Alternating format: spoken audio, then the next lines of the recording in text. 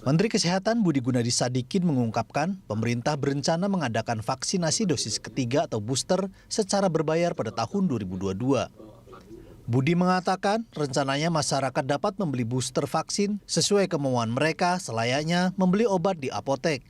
Nantinya Kemenkes akan menentukan jenis vaksin yang sudah mendapatkan emergency use dari WHO. Berdasarkan data Kemenkes, ada 93,7 juta jiwa yang menjadi target dalam skema vaksinasi berbayar tersebut. Menkes menuturkan pemerintah tetap menjamin vaksinasi booster yang biayanya ditanggung APBN bagi masyarakat yang masuk kategori penerima bantuan iuran atau PBI. Vaksinasi yang biayanya ditanggung oleh APBN juga akan diberikan kepada anak-anak yang baru menginjak usia 12 tahun yang jumlahnya mencapai 4,4 juta. Pemerintah juga akan mengalokasikan dana untuk vaksinasi bagi masyarakat yang masuk kategori pekerja bukan penerima upah kelas 3 yang selama ini dibayar oleh pemerintah daerah. Budi Gunadi menegaskan rencana tersebut belum bersifat final dan masih perlu dibahas lebih lanjut. Akan terbuka, ya, bisnis biasa, harga rakyat bisa membeli vaksinnya sendiri, gitu.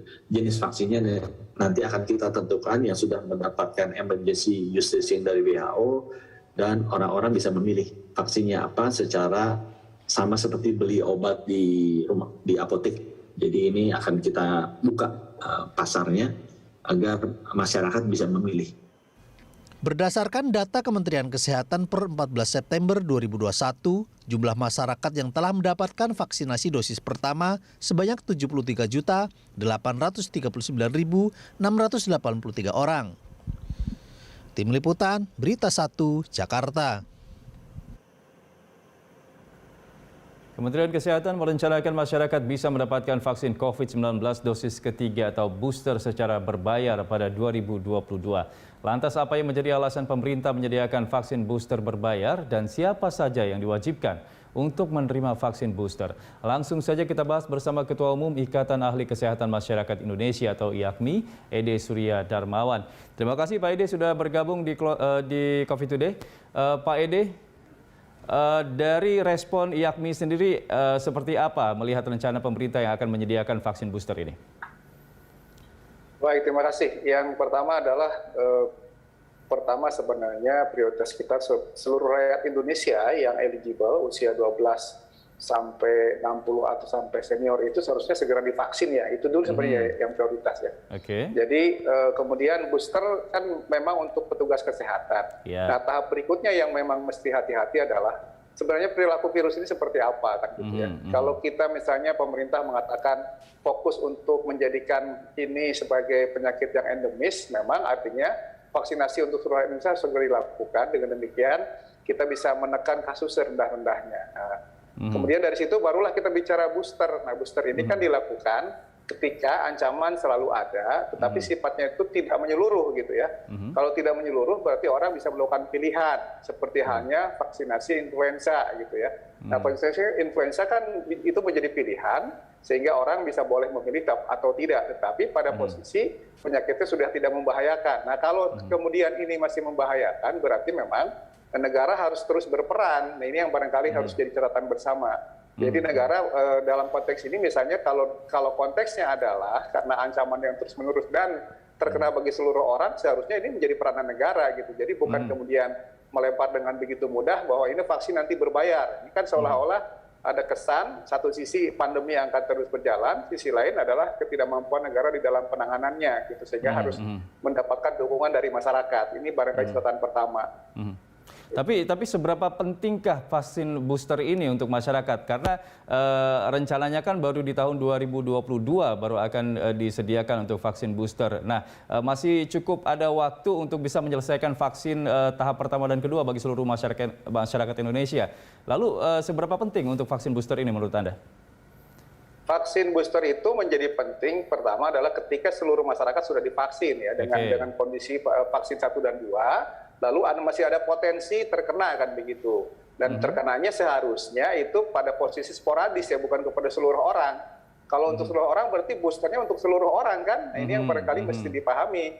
kalau seperti ini risiko pada semua orang, berarti risiko ini terjadi pada bangsa Indonesia secara umum. Nah, di sini seharusnya booster tidak pada posisi berbayar karena ini menjadi tanggung jawab negara untuk melindungi rakyatnya gitu. Tetapi kalau misalnya sporadis, pada kasus tertentu yang misalnya berisiko, tapi kalau berisiko itu pada petugas kesehatan, ya negara harus tetap kembali membayar. Di sini memang seharusnya isu ini tidak harus dilempar dulu ya. Lebih baik kita fokus bagaimana menyelesaikan vaksin dosis 1, dosis 2 untuk seluruh rakyat Indonesia yang saat ini sedang berjuang kan gitu ya. Oke, nah dari rekomendasi WHO sendiri seperti apa? Apakah memang sudah ada rekomendasi untuk bisa memberikan vaksin booster ini dan mungkin ada beberapa contoh negara lain yang sudah melakukan ini? Belum, WHO malah dalam beberapa hal masih menahan diri, bahkan merekomendasikan untuk petugas kesehatan pun untuk ditahan dulu. Mengapa? Ini isunya pemerataan, pemerataan ya.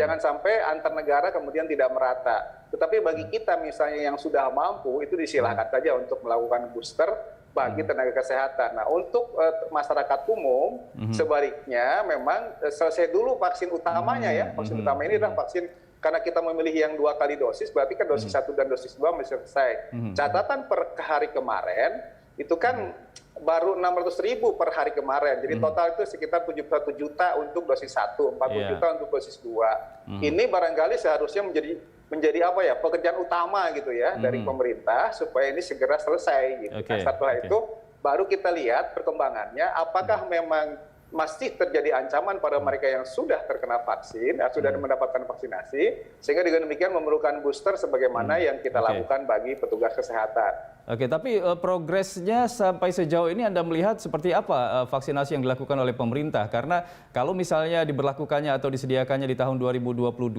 artinya masih ada waktu dong untuk bisa menyediakan vaksin booster ini, Pak Ede. Ya, satu sisi memang vaksin booster barangkali ke depan harus dipikirkan gitu ya. Artinya masih ada waktu proses penyiapannya. Tapi sisi lain juga vaksin 1, 2 ini kan harus sudah selesai. Dengan 70 juta dari 208 juta untuk dosis 1, itu masih jauh ya, belum setengahnya kita bisa mencapainya. Itu barangkali. Jadi itu baru sekitar 33%-an gitu. Nah, sisi lain adalah vaksin booster sebenarnya kalau lihat waktunya masih ada, ini idealnya adalah vaksin merah putih yang sekarang sedang disiapkan oleh pusat penelitian dan perguruan tinggi yang ada di Indonesia. Seharusnya kita berperan di situ gitu ya.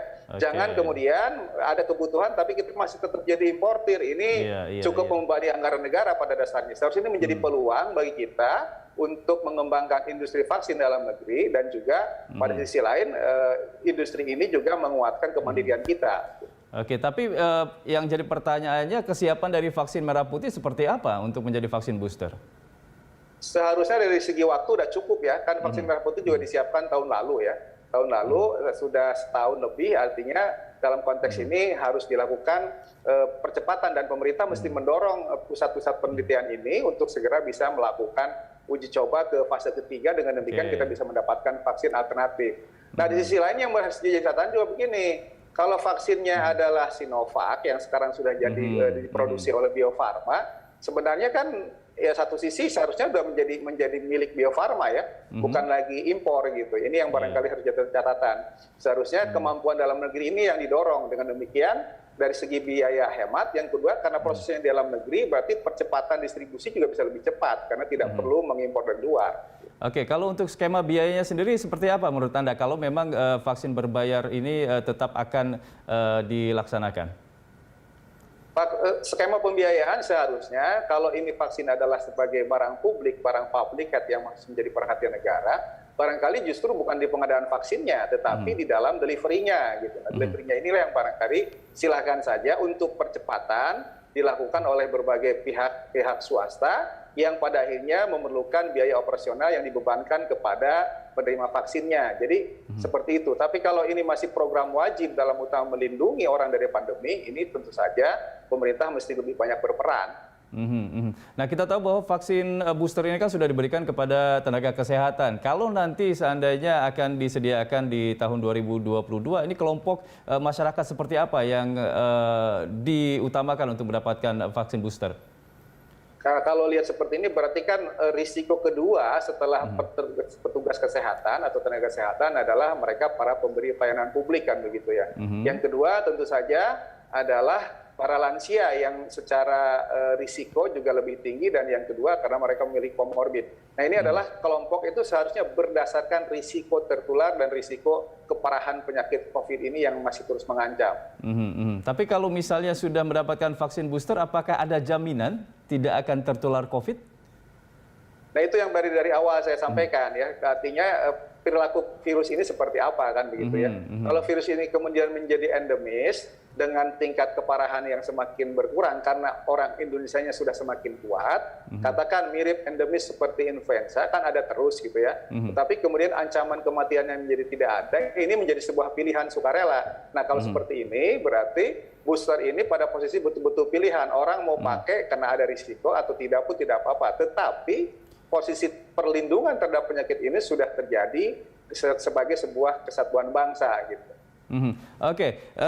Pertanyaan berikutnya, ketika memang sudah dilakukan vaksin booster ini, kira-kira untuk efektivitasnya nanti akan seperti apa? Karena mengingat virus COVID ini kan terus bermutasi begitu, karena sekarang juga sudah ada varian new pula begitu. Apakah ini akan bisa mengimbangi mutasi virus tersebut? Nah ini yang barangkali harus kita lihat. Dengan demikian maka tugas lain dari pemerintah dalam hal ini sebagai negara tentu saja kita sangat mengharapkan kuatnya sistem surveillance dan juga sistem laboratorium untuk mengecek genom sequencing seluruh varian virus. Dengan demikian kita bisa melihat perilaku virusnya seperti apa. Nah, ini harus diimbangi karena artinya jangan kemudian kita melepas urusan kesannya vaksin saja.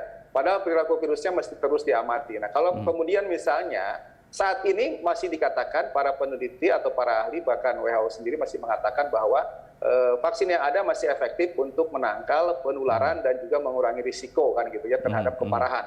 Tapi kalau nanti misalnya vaksinnya bermutasi jenis baru, bahkan bukan lagi varian, tapi ada jenis baru dari vaksin corona yang lebih mengancam, otomatis vaksin yang ada tidak lagi efektif. Jadi booster pun menjadi tidak bermanfaat. Karena itu memang mumpung virusnya ini hanya bermutasi dalam konteks varian, virusnya masih sama, ya ini memang vaksin 1-2 kita harus segera diselesaikan. Tapi sebenarnya kan tujuan dari vaksinasi kita ini adalah untuk mencapai kekebalan komunal atau herd immunity. Nah, kalau seandainya herd immunity sudah tercapai, apakah masih diperlukan juga untuk vaksin booster ini? Vaksin booster pada suatu saat akan tetap diperlukan untuk kasus-kasus yang sporadik sifatnya ya. Karena bisa tetap bermanfaat, satu sisi adalah untuk mencegah misalnya pada tempat-tempat yang berisiko atau orang-orang yang memang pekerjaannya berisiko. Salah satunya tentu saja petugas kesehatan dan pelayan publik. Yang berikutnya adalah vaksin juga ini bermanfaat untuk mengurangi keparahan. Jadi dengan demikian vaksin booster itu seharusnya posisinya selected ya, bukan kemudian seperti vaksin yang ada saat ini untuk dosis 1-2, karena kita memilih dosis 1-2 kali dosis, yang kesannya itu harus seluruh rakyat Indonesia mendapatkan, khususnya 80% penduduk agar herd immunity ini betul-betul segera tercapai. Oke, terakhir Pak Ede, kalau tadi Anda mengatakan kalau untuk vaksin booster ini lebih baik vaksin merah putih, tapi kalau itu siap, kalau misalnya belum siap, kira-kira vaksin yang ideal untuk menjadi vaksin booster ini vaksin apa, jenis apa? Apakah semua vaksin bisa dilakukan untuk menjadi vaksin booster? Pada dasarnya virusnya sama, artinya virus corona tipe 2, SARS-CoV tipe 2. Jadi sebenarnya vaksin apapun memungkinkan untuk dijadikan booster pada dasarnya. Hanya kembali, makanya kalau ini memungkinkan semua, mengapa kita tidak menggunakan teknologi yang kita buat sendiri? Oke, baik. Terima kasih Pak Ede sudah memberikan penjelasannya di Coffee Today. Selamat kembali beraktivitas. Terima kasih Mas Andra.